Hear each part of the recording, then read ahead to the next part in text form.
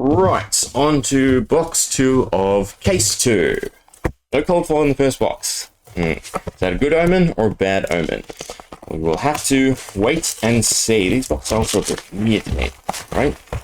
This was from Rudy, right?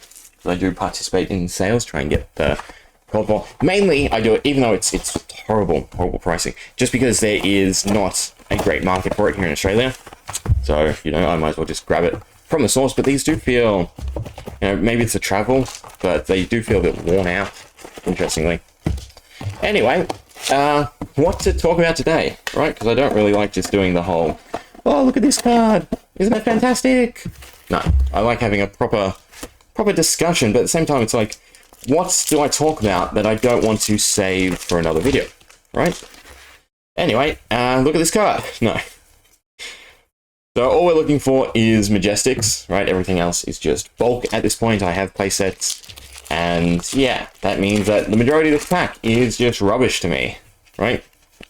I really should just use them for draft. Also, I should probably do a bit better look in case we do miss the cold form. But yeah, I guess what can we talk about? We'll talk about the singles dilemma, right?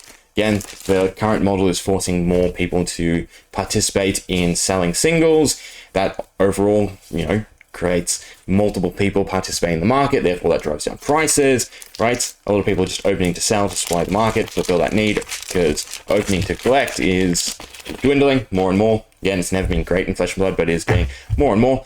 All right, here's cold foil. Cogworks base arms. I think these are actually decent, right? Because, everyone wants them. They're the best base set because you don't have the block. I mean, that's double-edged, but mostly you can't get destroyed, right? So you can do Evo things. So that's not a bad common cold foil by any means. It is probably above the standard of common cold foils. But even like that, right? I could have just bought it for, it's probably a few dollars, right? Rather than buying, it's probably less than a pack, in all honesty, right? So, what is my incentive to open? And that's everyone's field. And if everyone's being pushed to the secondary market to buy the singles, to play with and do all that, yes, it booms the secondary market, right? It allows more people to actually run stores and sell singles. But, right, you got to think about the downside for them. They now have to hire the labor. They now have to sift through packs. They need to open everything, make sure they themselves get, proper distribution. They're going to end up with a mountain of cards that they also can't move or don't want, because, again, for every playset of Majestics, you get X amount of playsets of commons and rares, and if that's not being eaten up by the people opening the product, right, to collect, then it's getting eaten up by stores, and that's just junk.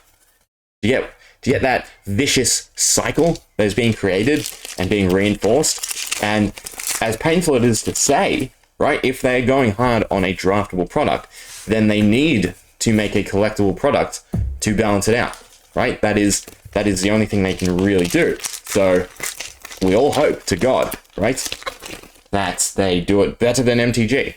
I mean, essentially, they have ended up with the first edition unlimited model, but without the support of the two definitions, right?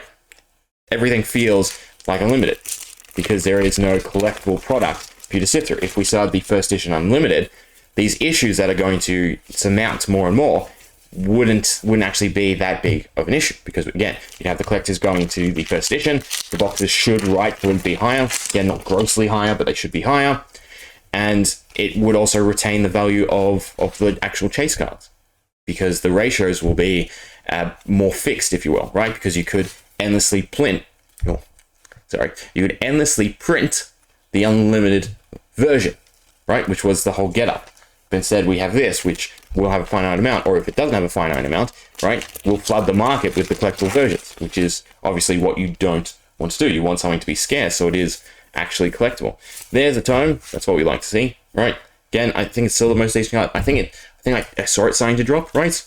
Because I think it's speculative for Worlds, and as we get closer and closer, right, there's just other things popping up, and all people who want it have it, and there's way too many on market. Again, it's just the ratio needs to be tweaked. For this to work, I think the ratio needs to be tweaked. And in a draft experience, there is nothing wrong with more people getting Majestics, right? And actually being able to play with Majestics to create a unique deck. I mean, at the rate of what is it, 6, right? The problem with that is it can be heavily skewed. You know, someone could get the majority, someone could get none, someone could get even amounts in the best case scenario, and sometimes you get Majestics that still aren't worthwhile, because the Majestics in bright lights are still, you know, somewhat curated. Yes, there are some that are applicable to everyone, but a lot of them are still curated, right? Getting Moonshot in anyone but Max is not a big payoff card. It then becomes a really shit payoff card, right? Because you can play Hyperdrivers. Oh wait, no, you can't, because they're not actually in this set, correct? Right? You only have the token variant. So unless you're Max, that is a dead Majestic. What else do you have? Fabricate? Fabricate is alright, I guess. But most of the time, you're not heavy into Evos as everyone else. Mech Breakers. I think that's a decent M. Again, it's not worthwhile though, because overall, the Evos are underperforming. Again, I think I've brought this up a few times. I think Flesh and Blood is too well balanced, that they don't let fun through, and they don't let things just spike or escalate because the community has found some weird niche trick, right? Instead, everything is well balanced, and in most cases, undertuned, that it then performs horribly. Steel Street Enforcer is also a decent card, but again, average payoff. Why is everything average payoff for more than average work? In a game that is as strategic and as efficient as Flesh and Blood, right? Shouldn't be do this for average. Should we do this for better than average? No. How many packs? We have 4 left, and I don't know, this case is not feeling good for me, right? Feels like a pretty crummy case. Nah, still nothing. 3 to go. I mean, I'd like a standard art, I'd like a L, I'd like many things, but chances are this is pretty much it, right? No M, no Adult Hero, still yet to get any. Again, that's also a big issue for everyone. The Adult Heroes should not be balanced the way they should. There's no reason for them not to be tokens.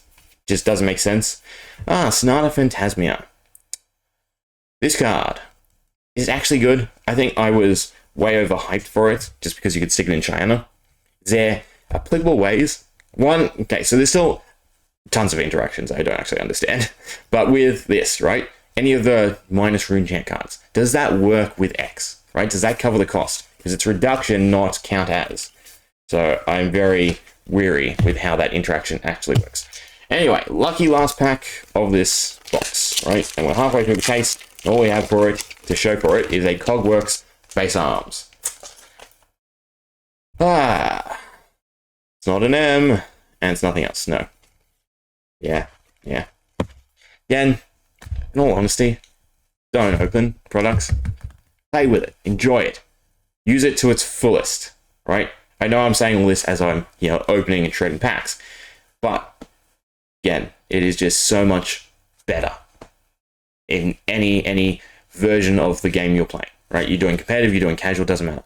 Buy the singles you want, have fun, enjoy the game for the game, right? And yes, we want it to be collectible, but it doesn't have to be the most collectible thing on the market. I think we're at the point where the gameplay, the mechanics, everything else really speaks volumes for Flesh and Blood. Yes, we'd love to be able to hold on to cards and then rocket in price and us to eventually, have this weird TCG nest egg. But hey, as long as you're having fun with it, that's where you're going to get your money's worth from it. Anyway, hope you enjoyed. Halfway through, feels bad. See ya.